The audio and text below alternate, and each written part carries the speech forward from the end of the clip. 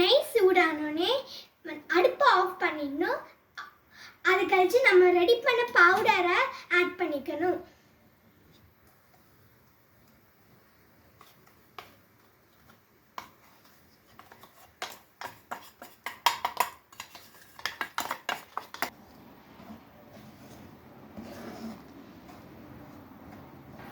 இப்போ இதை எல்லாத்தையும் நல்லா மிக்ஸ் பண்ணிக்கணும்.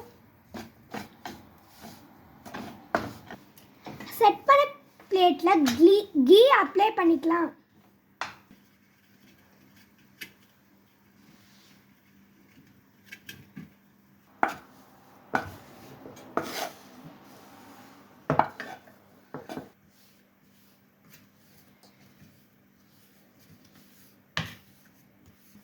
பிளேட்டில் ஈவனாக ஸ்ப்ரெட் பண்ணிக்கணும்.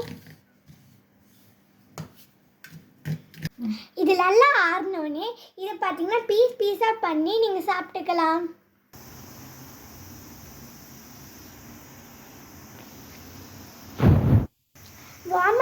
லைட்டாக வார்மாக இருக்கும் போதே பீஸ் போட்டுடலாம். நம்மளோட பர்ஃபியை பீஸ் போட்டுட்டு நல்லா சில்லானோடனே சாப்பிட்டுக்கலாம். Bye friends, thank you. Please like and subscribe.